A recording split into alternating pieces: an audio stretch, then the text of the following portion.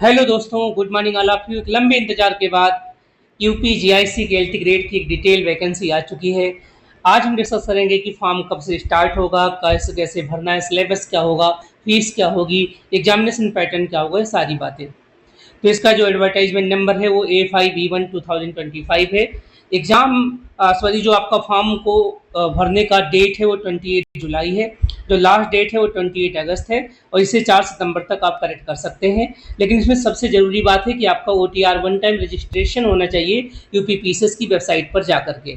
तो जिसका OTR हो चुका है वो आराम से फॉर्म आज से ही फिल कर सकते हैं। जिसका OTR नहीं हो पाया है, तो जब OTR आपका हो जाएगा उससे 3 दिन बाद, मतलब आप कह सकते हैं सॉरी 72 आवर के बाद आप कर सकते हैं।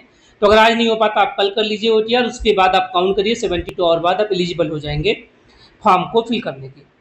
अब आता है कि फॉर्म फीस क्या है। तो जो जनरल कैटेगरीज में है और जो EWS में है और जो OBC कैटेगरीज में है, उन सब के लिए फॉर्म की फीस 125 है।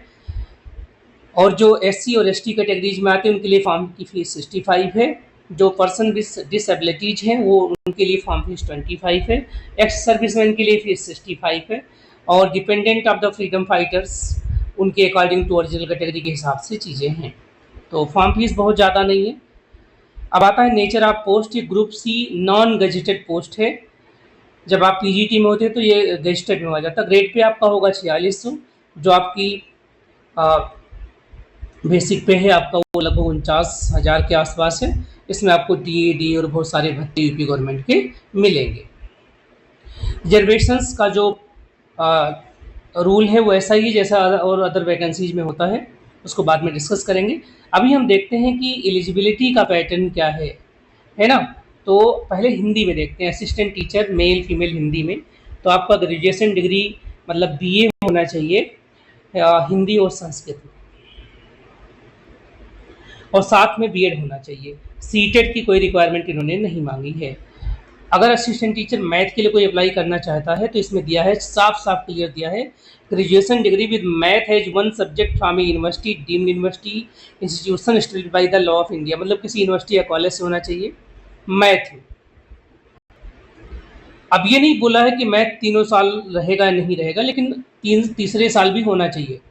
ठीक है। Degree of graduation in education B.Ed होना चाहिए उसके साथ। अगर साइंस की बात करते हैं तो graduation degree with physics and chemistry as subject from ये यूनिवर्सिटीज। अब फिजिक्स केमिस्ट्री कहीं नहीं लिखा कि तीनों साल। अगर आपके 2 साल पहले और second first year second year है तब भी आप फिल कर सकते हैं। उसके साथ B.Ed हो तो आप असिस्टेंट टीचर साइंस में फिल कर सकते हैं।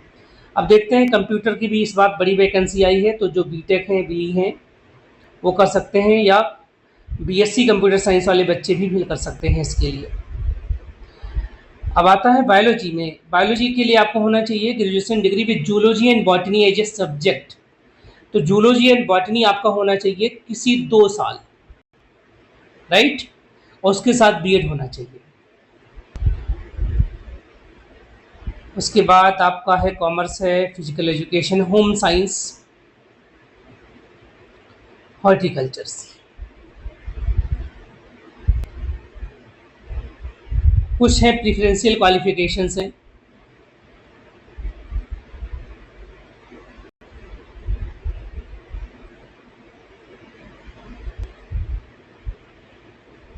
देखते हैं अब।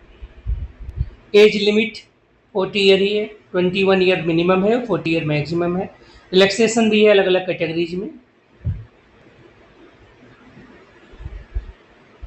अब हम देखते हैं सबसे पहले, ये तो इंस्ट्रक्शन है, आप इसे पढ़ लेंगे। OTRs में लगभग आपकी डिटेल्स भरी जाती है सारी चीज़ें। ये देखिए, अगर आप किसी पर्टिकुलर कैटेगरी में आते हैं तो उसके लिए आपकी कास्ट सर्टिफिकेट का प्रारूप ये है। ये भर आराम से बन जाता है अपनी तहसील से, और सभी लोग जानते भी हैं, बनवा लीजिए जिसका भी नहीं बना है। अगर किसी को कोई डिसेबिलिटीज है तो उसका भी सर्टिफिकेट बनवा लीजिए। सारा आपको प्रोफार्मा भी दिया हुआ है। सारे प्रारूप ऐसे ही आपको बनवाने हैं अगर आप कोई चीज़ लाभ लेना चाहते हैं। या अब आ गया सिलेबस। तो अब सिलेबस की बात करते हैं हम लोग, है ना। सिलेबस की बात करते हैं हम लोग कि सिलेबस कैसा होगा हमारा। तो सिलेबस देखते हैं, ये आपका सोशल साइंस का है। मैं अभी आपको साइंस और मैथ के बारे में डिस्कस करूँगा। सिलेबस का लेवल क्या है, सब केमिस्ट्री का देखते हैं। देखिए, जनरल ऑर्गेनिक केमिस्ट्री जीओसी वही है 11th लेवल का। रिएक्शन मैकेनिज्म भी आपका 11th लेवल का ही है। मैकेनिज्म ऑफ नेम रिएक्शंस में कुछ पर्टिकुलर नेम रिएक्शन दिए, एनसीईआरटी के एल्डोल है, पर्किन रिएक्शन है, कैंजारो रिएक्शन है, बेंजोइन कंडेंसेशन है, बिटिंग रिएक्शन है, राइमर टीमन रिएक्शन, हाफमैन ब्रोमामाइड है, ये सारी चीज़ें हैं। कार्बोहाइड्रेट है, पॉलीमर है, आइसोमेरिज्म है। अब थोड़ा सा इन्होंने डाल दिया है यूजी का, इसको सिलेबस चेंज किया है। तो आपका एनईपी 2020 का जो बीएससी का सिलेबस है, उसमें जो यूवी स्पेक्ट्रोस्कोपी है वो पढ़ना है आप लोगों को। और आईआर थोड़ा सा दिया हुआ है, structure of atom, modern atomic theory मतलब थोड़ा सा क्वांटम भी है, periodic properties, chemical bonding, coordination chemistry, redox, radio activity, chemical kinetics and catalysis, thermodynamics, chemical equilibrium and ionic equilibrium. और साथ ही साथ अगर हम फिजिक्स की बात करते हैं तो फिजिक्स का जो सिलेबस है जनरल फिजिक्स एंड मैकेनिक्स है। उसके बाद आपका है हीट है, वेव एंड ऑसिलेशन है, ऑप्टिक्स है, इलेक्ट्रिसिटी एंड मैग्नेटिज्म है, मॉडर्न फिजिक्स है। तो एक तरीके से 12th तक का सिलेबस है। थोड़ा सा एक आध चैप्टर कहीं से उन्होंने ग्रेजुएशन का भी ऐड कर दिया है। बायोलॉजी के सिलेबस में देखिए, जूलॉजी का सिलेबस और बॉटनी का सिलेबस कंबाइंड फॉर्म में ये दिया है। तो लगभग 12th तक का सिलेबस है। मैथमेटिक्स में अलजबरा है, रियल एनालिसिस है, वेक्टर एनालिसिस है, कॉम्प्लेक्स एनालिसिस है, कैलकुलस है, ज्योमेट्री है, स्टैटिस्टिक्स एंड प्रोबेबिलिटी है। तो इसमें भी थोड़ा सा उन्होंने बीएससी का भी ऐड किया हुआ है। तो ये आपका कंप्लीट सिलेबस था। उसके बाद हम देखते हैं, ये सारा सिलेबस है, हिंदी इंग्लिश में सब में दिया हुआ है। जनरल स्टडीज़ का सिलेबस बहुत है। History of India and Indian movement, केवल मॉडर्न पढ़ना है और इंडियन हिस्ट्री पढ़नी है बस, है ना। इंडियन एंड वर्ल्ड ज्योग्राफी पढ़नी है, इंडियन पॉलिटी पढ़नी है, गवर्नेंस। तो आपको ये नहीं कि आप जा करके आईएएस का सिलेबस उठा के पढ़ने लग जाइए, बहुत ही सिलेक्टेड दिया हुआ है। इंडियन पॉलिटी एंड गवर्नेंस है, Indian economy and social development है, और साथ में आपके पास है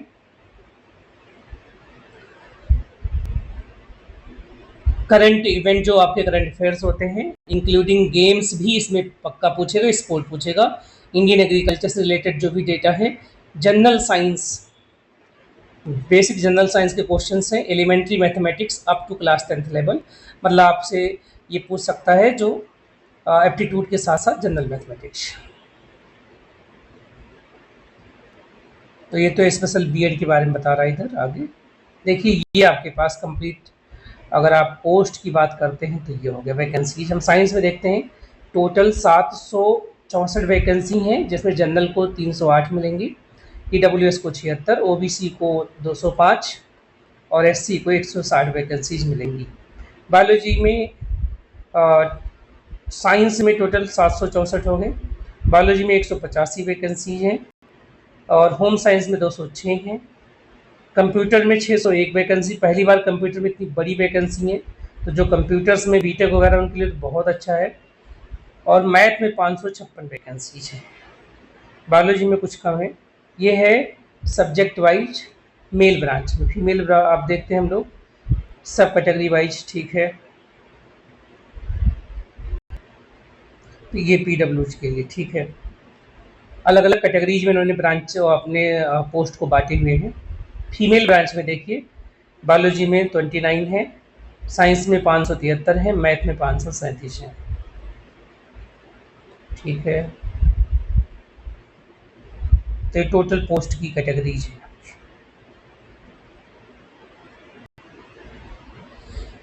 ये कंप्लीट डिटेल्स है, आप लोग इसे वेबसाइट पे भी पढ़ सकते हैं। अगर कोई डाउट होता है, किसी तरीके की क्वेरी होती है, तो आप यूट्यूब पे कमेंट कर सकते हैं। ये देखिए, इसका मतलब इन्होंने पेपर का जो, अब पेपर का पैटर्न देख लीजिए आप, कंप्लीट पैटर्न पेपर का कैसा कैसा आएगा, है ना। ये है सबसे जो आपका फर्स्ट पेपर, पहली बार जो पेपर होगा, प्री का पेपर होगा, प्रारंभिक चरण, उसमें एक पेपर होगा, प्रश्नों की संख्या 150 क्वेश्चंस होंगे, इसमें जीएस के 30 होंगे और 120 आपके जो अपने सब्जेक्ट ऑफ किए हैं उसके, ठीक है।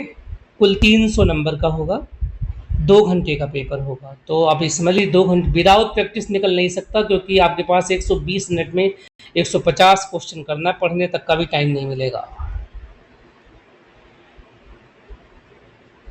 ठीक है।